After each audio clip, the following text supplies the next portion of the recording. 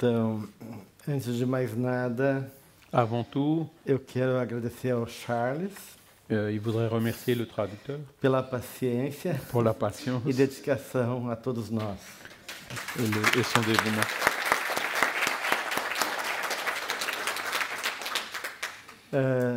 Esse é meu último tema com vocês. C'est mon dernier thème pour cette année, E nós vamos então pensar um pouquinho sobre as questões dos sonhos. où nous allons réfléchir sur la question des rêves, Começando com o aspecto fisiológico. en commençant par l'aspect physiologique. O nosso cérebro ele tem ritmos Notre que cerveau a des rythmes expressam a atividade cerebral, qui expriment son activité, que é medida em hertz. qui est médida, hein? Hertz. Qui est mesurée par des ondes, en hertz, pardon. Ça y est. E cada frequência Et chaque fréquence mostra tipo de atividade cerebral. dénote un type d'activité cérébrale. Então nós temos as ondas beta, Donc les ondes bêta, que é a onda quando a gente está em vigília, à l'état de veille. e é um momento que o nosso cérebro está bem ativo. Notre cerveau est très actif. E então, na maioria do dia, nós estamos nesse estado de frequência cerebral. Et donc c'est dans la grande partie de la journée que nous sommes dans cet état d'activité cérébrale. Depois temos as ondas alfa, Après, il y a les ondes alpha. que é o momento de relaxamento do cérebro, C'est quand on se relâche, que le cerveau se relâche, que geralmente acontece nos estados meditativos. qui se produit généralement dans les états méditatifs. É um estado que gera um aumento da memória, C'est des états qui génèrent une augmentation de la mémoire e favorece a intuição. et favorisent l'intuition. Depois temos as ondas θ Après, il y a les ondes θ e as ondas delta. et les ondes delta. Elas são menos comuns. Elles sont moins courantes. A θ pode ocorrer em alguns momentos na infância, até em momentos de adulto, mas a frequência exagerada dela Les ondes θ peuvent se produire chez des enfants et des adultes. pode demonstrar alguma dificuldade, algum problema cerebral. Mais elles peuvent aussi dénoter des difficultés ou des problèmes au niveau cérébral. E as ondas delta, Et vous avez les ondes delta, que é as ondas características do sono profundo. c'est celles qui caractérisent le sommeil profond. Então, nós podemos dividir o sono em duas fases. On peut diviser le sommeil en deux phases. O sono não REM, ou de ondas lentas, Le sommeil d'ondes lentes, né, onde há processo de relaxamento muscular, o cérebro vai diminuindo a sua atividade il y a une relaxation musculaire et une réduction de l'activité du cerveau. e representa sono que é reparador do ponto de vista fisiológico. Et représente un sommeil qui est réparateur d'un point de vue physiologique. Se não temos esse sono de ondas lentas, Si nous n'avons pas ce sommeil d'ondes lentes por falta de dormir, ou un manque de sommeil, nós realmente ficamos em estafa, em estresse. nous nous retrouvons dans un état de stress. Depois temos o sono REM, Après, nous avons le sommeil REM. que quer dizer o movimento rápido dos olhos. C'est un mouvement rapide des yeux. Esse sono acontece a cada 90 minutos depois do sono não REM, do sono de ondas lentas. Il se produit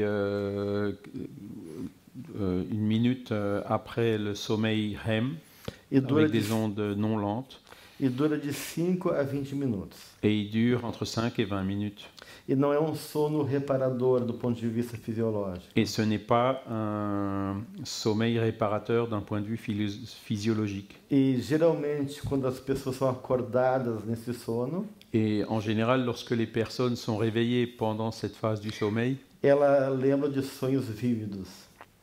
Elle se rappelle des rêves qu'elle a vécus. Quando nós ficamos muito tempo sem dormir, Quand nous passons trop de temps sans dormir, o tempo do sono de ondas lentas aumenta.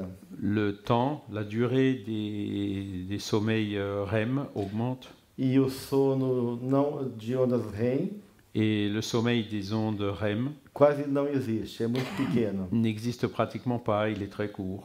Mas depois de alguns dias de sono profundo, Mais après quelques jours où on a un sommeil profond, há uma compensação.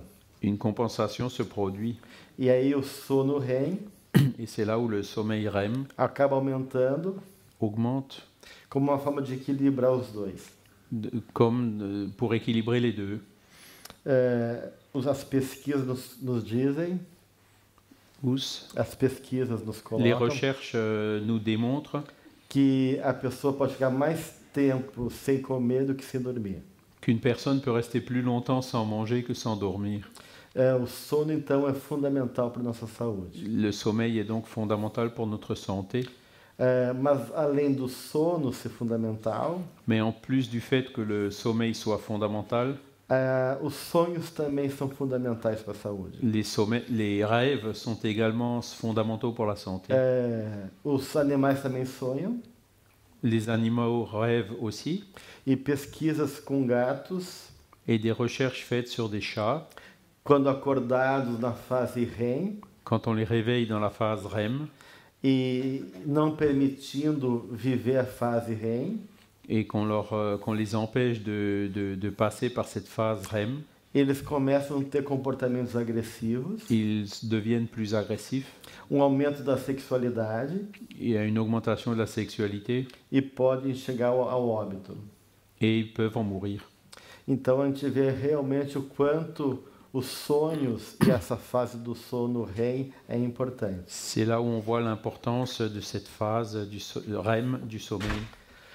O sono não REM, o dito sono de ondas lentas, sono profundo, Le sommeil profond des ondes non REM representa 75% do nosso sono durante a noite. représente 75% de la durée du sommeil nocturne. E nós temos 4 a 5 ciclos de sono entre ondas lentas e o sono REM durante a noite. Et donc pendant une nuit, nous avons 4 à 5 cycles de sommeil lent et de sommeil REM chaque nuit. Como eu falei, Comme je l'ai dit, o sono de ondas lentas dura mais ou menos 90 minutos. le sommeil d'ondes lentes dure environ 90 minutes. Depois entra o sono REM, Ensuite vient le sommeil REM de 5 a 20 minutos. de 5 à 20 minutes. E aí depois recomeça de novo o sono de ondas lentas. Et ensuite recommence à nouveau le sommeil d'ondes lentes, Ele tem 4 fases, qui a 4 phases. eu não vou me ocupar delas. Je ne vais pas rentrer dans le détail pour l'instant, Apenas referendo que a segunda fase mais je veux juste mentionner que la seconde phase, é a parte maior do sono de ondas lentas, c'est la partie principale du sommeil d'ondes lentes, corresponde à metade do tempo, correspond à la moitié du temps, onde há uma redução da atividade dos neurônios corticais, où il y a une réduction de l'activité des neurones corticales. a função cardíaca e a função respiratória elas baixam, Les fonctions cardiaques et respiratoires baissent, há uma redução também da temperatura do corpo la température du corps se réduit e relaxamento de todos os músculos. et un relâchement de tous les muscles. Após então o sono de ondas lentas, Après le sommeil d'ondes lentes, tem o sono de ondas REM. nous avons donc ce sommeil d'ondes REM. O sono REM, Ce sommeil REM, diferente do sono de ondas delta, qui diffère du sommeil des ondes delta. então tem o movimento dos olhos, que começa a se movimentar de maneira permanente. Les yeux commencent à se mouvoir de façon continue. As funções cardíacas e respiratórias se tornam irregulares. Les fonctions cardiaques et respiratoires deviennent plus irrégulières. Os músculos voltam a se tensionar.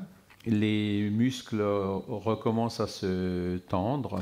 há uma ereção do pênis il y a une érection du pénis e aumento do movimento sanguíneo vaginal. et une augmentation du débit sanguin vaginal. Por isso que a gente sabe se uma impotência é psicológica ou fisiológica. C'est comme ça qu'on peut déterminer si une impuissance est physiologique ou psychologique. Porque no sono REM, o pênis fica ereto. Parce que c'est au moment du sommeil REM qu'il y a une érection du pénis. E então é nesse momento que geralmente acontecem os sonhos. Et c'est à ce moment que généralement les rêves se produisent. E podemos perguntar do ponto de vista já espiritual. On peut se poser la question aussi d'un point de vue spirituel. Que se o espírito, durante o sono, ele pode se desdobrar. Si l'esprit peut se détacher du corps pendant le sommeil. E no plano espiritual, ele está consciente do que se passa. Et rester conscient dans le plan spirituel de ce qui se passe. Mas a nível de corpo ele está inconsciente. Même si le corps est inconscient. Porque é só nesse momento tem os sonhos. Pourquoi est-ce que c'est qu'à ce moment-là que les rêves se produisent? Se a todo momento ele está vivendo coisas no plano espiritual. Si l'esprit est pendant toute la durée, je dirais, libre dans le monde spirituel. E as pesquisas e as informações que temos dos espíritos. Les recherches qui ont été faites et les informations que les esprits sont venus nous donner. Nos coloca que quando saímos do corpo, nous disent que lorsqu'on sort du corps, há fio prateado, il y a un cordon d'argent que nos liga ao corpo. Qui nous maintient liés au corps. E tudo que acontece et tout ce qui se produit no plano espiritual, dans le plan spirituel, através desse fio, par l'intermédiaire de ce cordon, se reflete no corpo. Se reflète dans le corps. Mas as informações, mais les informations, por uma questão de economia psíquica e física, pour une raison d'économie psychique et physique, são registrados em tempo pelo cérebro. Ne sont enregistrés que de temps en temps par le cerveau. É como computador. C'est comme un ordinateur. Que em tempo qui de temps en temps grava o que está sendo registrado. Enregistre tout ce qu'il capte. Então é nesse período do sono REM. C'est donc dans cette période du sommeil REM que as informações do espírito que les informations de l'esprit podem ser registradas no campo cerebral. Peuvent être enregistrées dans le cerveau. E isso torna muito complexo esse processo. Et cela complexifie beaucoup ce processus. Bem, então, se nesse momento é registradas as informações, donc si c'est à ce moment que les informations sont enregistrées, então os sonhos podem manifestar tanto realidades internas, les rêves peuvent donc refléter autant des réalités intimes, internes, ou realidade do que o espírito está vivendo, ou une réalité vécue par l'esprit. Ou uma mistura das duas coisas. Et ça peut aussi être un mélange des deux. Os psicólogos que estudam sonhos, les psychologues qui étudient le sommeil, entre eles o Edward Whitman, americano, parmi lesquels Edward Whitman, l'américain, refere que os sonhos são manifestações, mentionne que le sommeil, les rêves, ce sont des manifestations de centre orientador, d'un centre orienteur. Esse self, essa essência mais profunda do nosso ser. Le self, l'essence la plus profonde de notre être. E o objetivo disso, et le but de cela, é criar diálogo, c'est de créer un dialogue entre os processos inconscientes, entre les processus inconscients e a nossa consciência. Et notre conscience. Aquilo que chamamos em psicologia de função transcendente. Ce que en psychologie nous appelons la fonction transcendantale. E muitas vezes, et souvent, percebemos que existe uma direção. nous nous rendons compte qu'il existe une direction, uma intencionalidade do inconsciente une intentionnalité dans l'inconscient em favor da totalidade do ser. en faveur de l'ensemble de l'être. Então, contrariando a visão freudiana, Cela contredit donc la vision freudienne que diz que os sonhos são apenas desejos reprimidos, qui affirme que les rêves ne sont que des désirs réprimés. percebemos que os sonhos são formas de sabedoria Nous percevons au contraire que les rêves sont des formes de savoir e que tentam et que par leur biais equilibrar peut s'équilibrer e revelar possibilidades novas para nós. et nous révéler des possibilités nouvelles. E pode ser, então, instrumentos importantes para o nosso desenvolvimento da personalidade. Les rêves peuvent donc être un instrument important pour le développement de notre personnalité. Para Jung, Pour Jung, os sonhos são expressões naturais e necessárias da vida. les rêves sont des expressions naturelles et nécessaires pour la vie. E a linguagem dos sonhos são imagens. Et le langage des rêves, ce sont des images. Por quê? Pourquoi ? Porque a imagem ela consegue sintetizar muitas informações ao mesmo tempo. Parce qu'une image peut synthétiser beaucoup d'informations en une fois. Eu poderia apenas ter uma voz falando dentro de mim enquanto sonho. Et on ne pourrait pas avoir juste une voix qui part dans notre four intérieur pendant le sommeil. Uma informação apenas que passa de maneira objetiva. C'est une information qui passe de manière objective. Mas os sonhos são cheios de elementos, de imagens, Les rêves, au contraire, sont pleins d'images, carregados de emoções chargés d'émotions e significados. et de sens. Então, eles são uma representação espontânea, Le rêve, c'est donc une représentation spontanée, de forma simbólica, sous une forme symbolique, da situação do nosso inconsciente. de la situation de l'inconscient. E na medida que a gente começa a prestar atenção nos sonhos, Et à mesure que nous portons attention aux rêves, a gente vai perceber que temas vão se repetindo. nous percevons que certains thèmes se reviennent, Elementos simbólicos, des éléments symboliques com variações, avec des variances que vão refletir et qui nous poussent à réfléchir nossa realidade ou interna. qui reflètent notre réalité intime. Essas imagens, se compreendidas, Ces images, lorsque nous les comprenons, pode revelar muito das questões, tanto do conflito como de soluções em nossas vidas. peuvent révéler beaucoup d'éléments sur les conflits et différentes situations de notre vie. A gente pode dizer que os sonhos têm duas categorias. On peut aussi classer les rêves en deux catégories.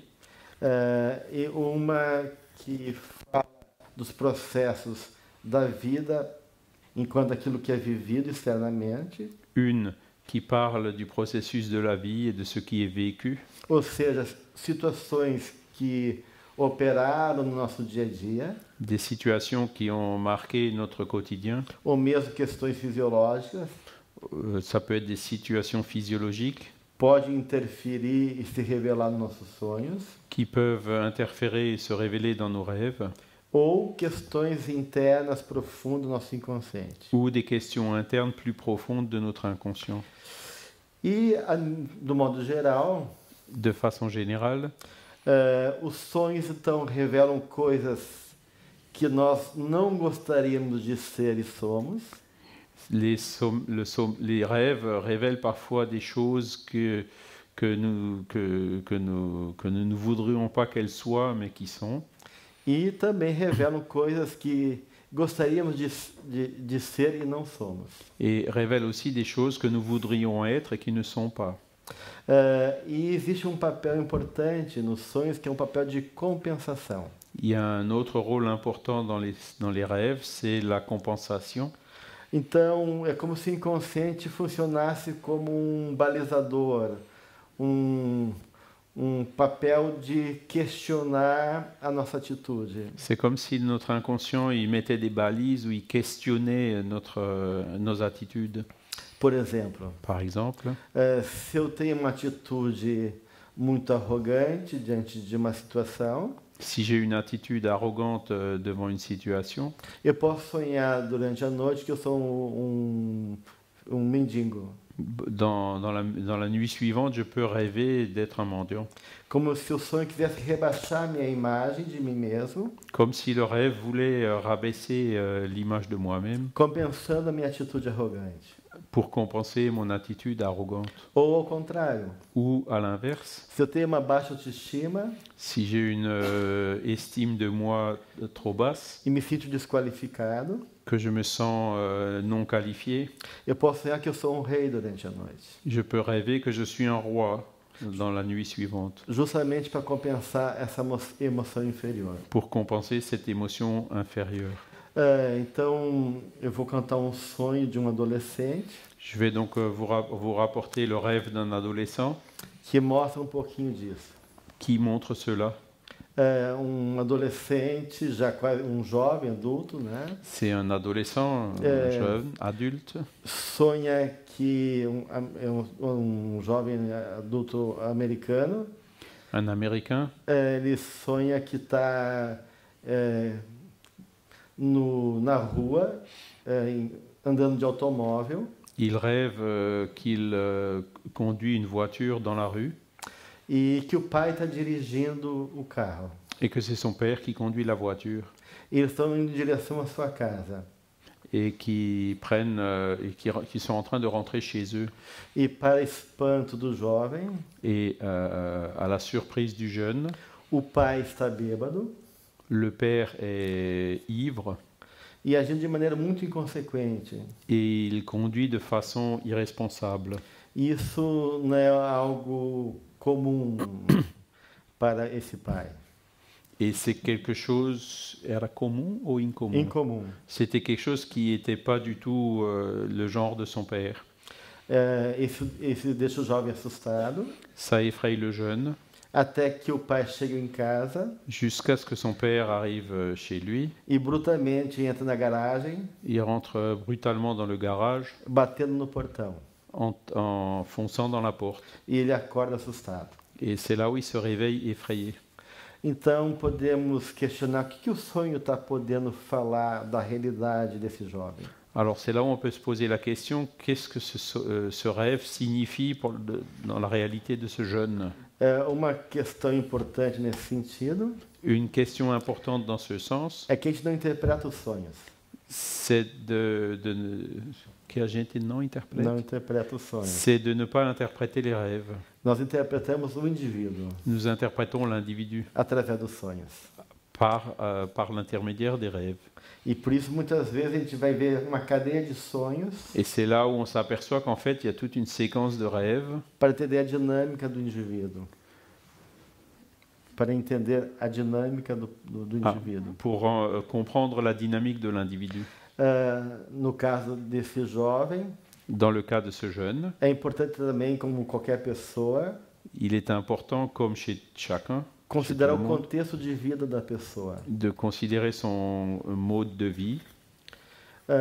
Esse jovem era filho de papai, Ce jeune, c'était un fils à papa que não queria trabalhar, qui ne voulait pas travailler, que vivia à custa ainda dos pais. qui vivait aux frais de ses parents Ele tinha muita dificuldade de assumir seu compromisso com a vida, et qui avait beaucoup de difficultés à assumer ses engagements face à la vie. demonstrando uma dependência emocional dos pais. Et donc, ce qui créait une situation émotionnelle chez ses parents. Então, o sonho estava rebaixando a imagem do pai, Donc le rêve est venu pour rabaisser l'image du père. porque o carro representa o movimento da vida, La voiture représente le mouvement de la vie.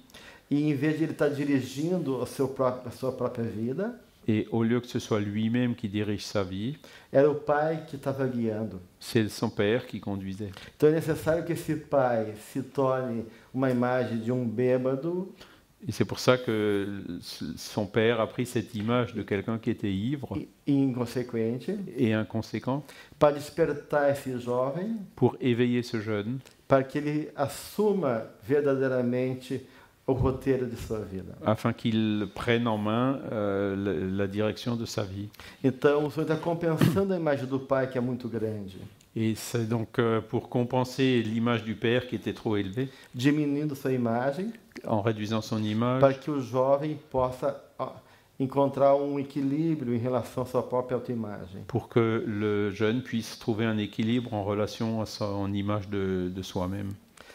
Então a gente pode perceber que num segundo nível de entendimento, On peut voir donc un deuxième niveau d'analyse muitas vezes os sonhos representam o resultado desse conflito entre o inconsciente e o consciente. que le rêve résulte de ce conflit entre l'inconscient et le conscient. Então, o sonho tenta, muitas vezes, provocar uma mudança, gerar uma consciência para que a gente possa compreender a totalidade do nosso ser e encontrar, como eu falei para vocês, um novo caminho. Donc le rêve cherche quelque part à trouver un sens, à créer cette situation qui nous permet, qui a permis à ce jeune ou qui nous permet de trouver notre chemin. Eu vou dar outro exemplo. Je vais vous donner un autre exemple. Homem de meia idade Un homme d'âge moyen que tem sintoma sexual qui a certains symptômes sexuels e busca terapia et qui recherche une thérapie em função desse sintoma. en fonction de ces symptômes. Para ele manter a ereção e finalizar o coito sexual, Pour maintenir son érection et finaliser un coït sexuel, ele precisa de realizar ritual. il doit réaliser un rituel. E esse ritual consiste de que a companheira sexual dele Et donc ce rituel consiste dans le fait que sa compagne sexuelle tem que ficar imóvel doit rester immobile e ele vai despindo ela da cabeça aos pés. et c'est lui qui la déshabille de la tête aux pieds. Após isso, Et après cela, ele tem que ir beijando ela também da cabeça aos pés. il faut qu'il beijar, qu'il l'embrasse aussi de la tête aux pieds. E só quando ele consegue se curvar beijando os seus pés, Et c'est seulement quand il arrive à se courber en atteignant ses pieds, ela consegue ter ereção qu'il arrive à obtenir une érection e manter daí a sua vida sexual. et maintenir ainsi sa vie sexuelle. Qualquer interferência nesse ritual N'importe quelle interférence dans ce rituel, gera uma impotência.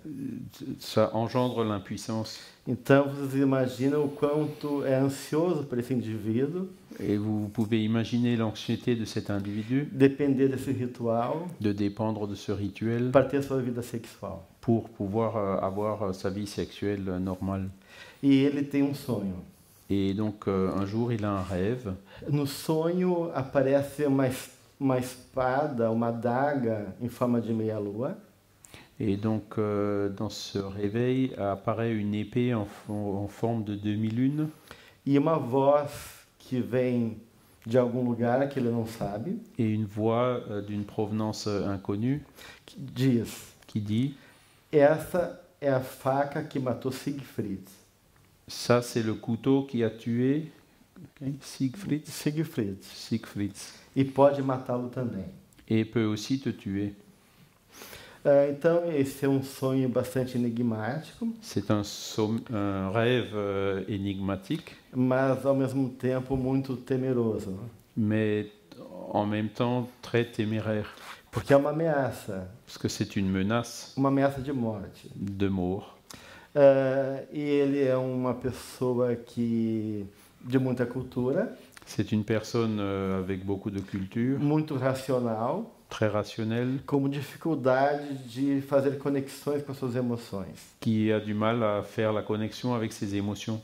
E ele associa Siegfried Et il associe Siegfried à mitologia germânica, à la mythologie germanique, o herói da luz,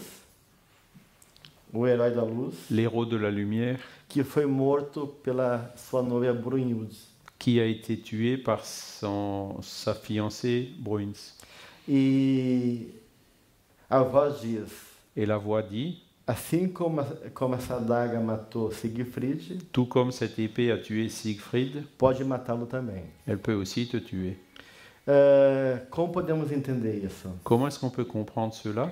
Eu falava que essa adaga tem forma de meia-lua. Et donc cette épée, elle avait la forme d'une demi-lune Então, essa lua representa o feminino. qui représente la féminité E um movimento de conflito entre as forças femininas dentro dele et le conflit du mouvement de ces forces féminines en lui-même contra a sua atitude racional. qui va donc contre ses attitudes rationnelles. Então, é como se o sonho dissesse, quanto mais ele perder a conexão com suas emoções, Et donc c'est comme si on disait que plus il perd la connexion avec ses émotions, isso pode levar a perigo não só psicológico, plus ça peut le mener à un danger non seulement psychologique, mas físico. mais aussi physique. Talvez uma somatização, Donc peut-être une somatisation, problema cardíaco, un problème cardiaque, que no futuro pode levá-lo à morte. qui peut dans le futur le mener à la mort. E o ritual do sintoma Le rituel du symptôme, é uma forma de reverenciar o feminino. c'est une manière de porter révérence au féminin. É como se fosse também uma compensação. C'est comme si c'était aussi une compensation. Eu tenho que ir até os pés de uma mulher, Et il faut qu'il arrive jusqu'aux pieds de la femme, como se fosse uma deusa, comme si c'était une déesse, beijá-la a seus pés. d'embrasser ses pieds. E só assim eu consigo recuperar minha masculinidade. Et c'est seulement comme ça qu'il arrive à récupérer sa masculinité. Então, o sintoma e o sonho são uma forma de mostrar que ele precisa integrar esse lado da sua personalidade. Les rêves donc montrent qu'il a besoin d'intégrer ça dans sa personnalité. Então, o sonho, como outros que podem surgir, Comme d'autres facteurs qui peuvent surgir, podem revelar processos inconscientes donc qui peuvent révéler des processus inconscients e mostrar caminhos de resolução do conflito. et indiquer des voies pour résoudre ces conflits. Dentro dos sonhos que podemos ter, Dans les sommeils, dans le genre de rêve que nous pouvons avoir, temos aquele que chama dos primeiros sonhos, on a ce qu'on appelle les premiers rêves. que geralmente são sonhos quando a pessoa entra em análise. C'est les rêves quand la personne elle, entre en analyse. Ainda ela não está defendida em relação ao analista, está mais solta, mais natural, mais espontânea. Elle est encore elle n'est pas encore vraiment définie par rapport à l'analyste. Elle est encore plus libre et plus spontanée. E como que o inconsciente pode se manifestar mais livremente também. Et où le conscient peut se manifester plus librement également, Revelando en révélant possibilidades e antevendo o processo do paciente. des possibilités et entrevoyant les processus chez le patient. São sonhos que nos oferecem prognóstico do paciente. Des solutions qui peuvent déterminer un pronostic chez le patient. Não quer dizer que seja o primeiro sonho que ele traga, C'est pas toujours les premiers rêves qui peuvent l'apporter, mas dos primeiros que surgem. mais souvent c'est un des premiers qui surgit. Além desses, tem os grandes sonhos. Après cela, donc il y a les grands rêves Os grandes sonhos são sonhos que têm caráter mais transcendental, qui ont un caractère plus transcendantal, com símbolos mais universais, avec des symboles plus universels, que Jung chamou de sonhos arquetípicos, que Jung appelle les rêves d'archétypes, que representam qui représentent processos profundos da nossa alma. des processus profonds de notre âme. E além desses, Et en plus de cela, podemos citar os sonhos premonitórios, il y a aussi les rêves prémonitoires, que são muito mais comuns do que a gente imagina. qui sont bien plus fréquents qu'on ne le pense. Então, percebemos que o inconsciente ele transcende o espaço-tempo Nous voyons donc que le conscient transcende l'espace et le temps, e o espírito le rêve, pardon, et l'esprit pode perceber peut percevoir ou receber a informação ou recevoir l'information de realidades que vão acontecer no futuro. de réalités qui vont se produire dans le futur. E dentro dos várias formas de interpretação, Et dans les diverses manières, des diverses formes d'interprétation, nós podemos trabalhar o sonho de maneira objetiva. nous pouvons travailler celle du niveau objectif, Por exemplo, par exemple, no sonho com o pai, dans le rêve avec son père, Pode ser que um sonho esteja falando da minha relação objetiva com meu pai, Le rêve peut parler de ma relation objective avec mon père.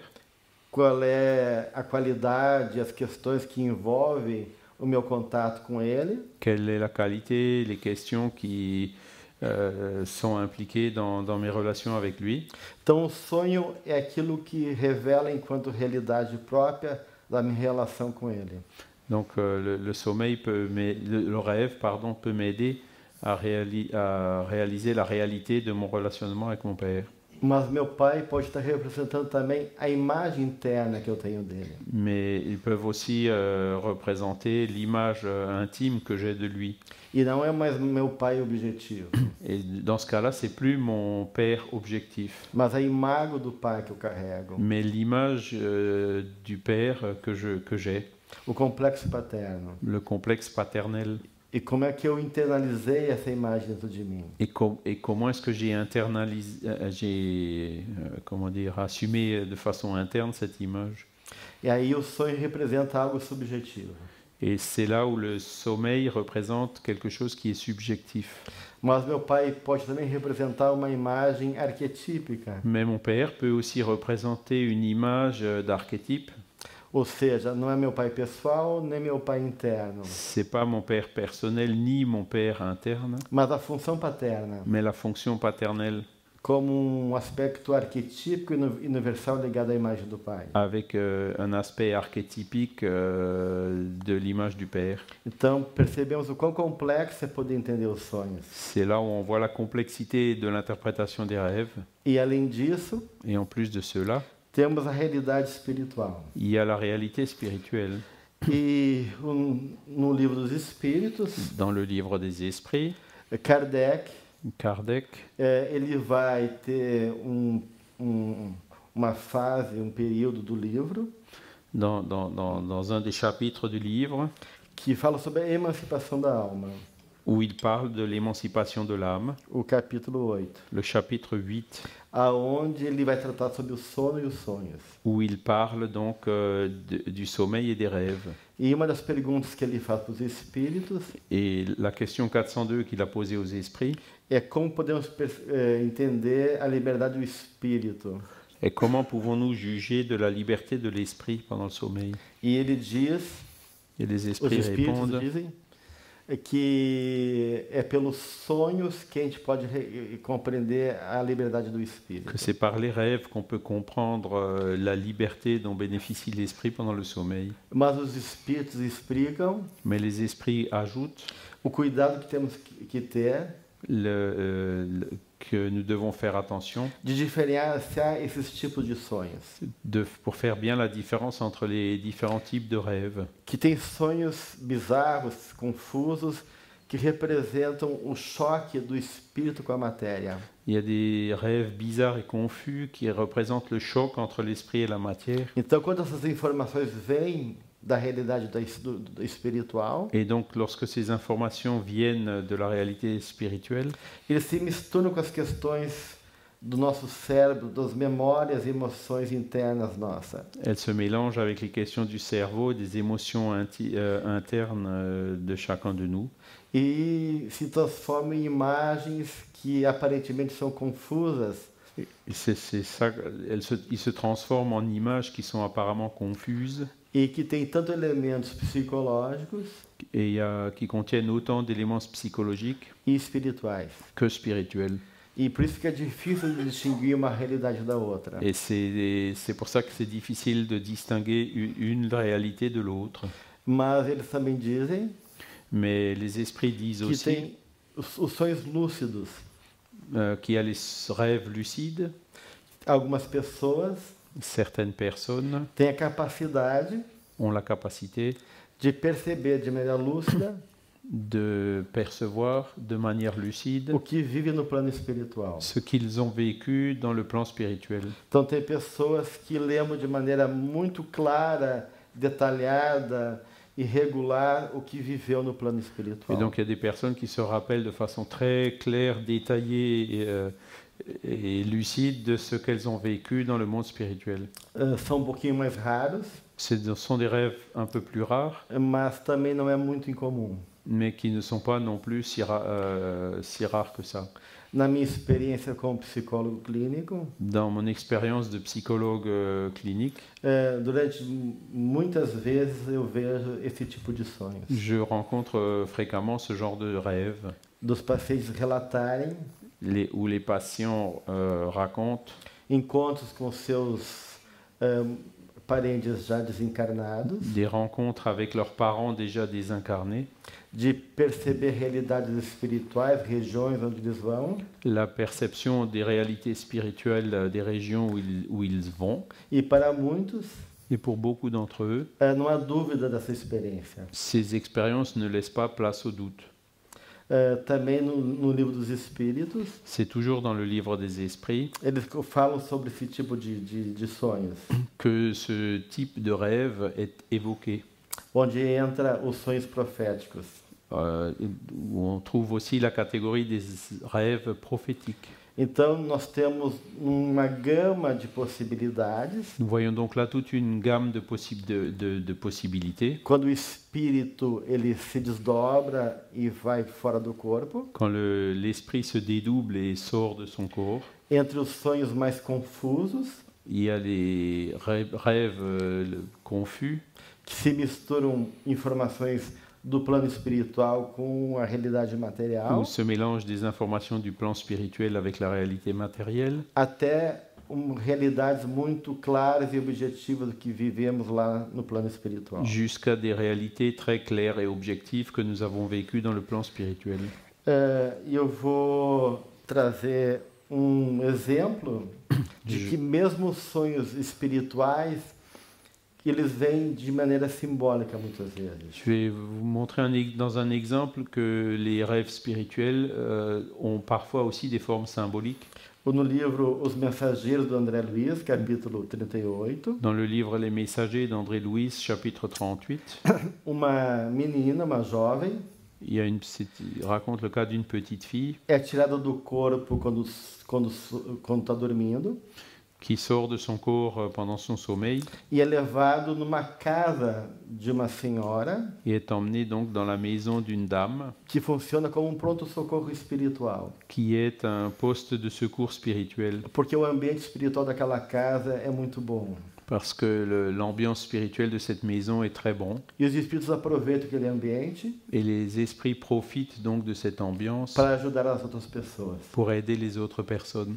E a vozinha dela desencarnada Et sa grand-mère désincarnée recebe a neta reçoit sa petite fille e explica para ela o cuidado que ela tem que ter diante de uma situação delicada de inveja.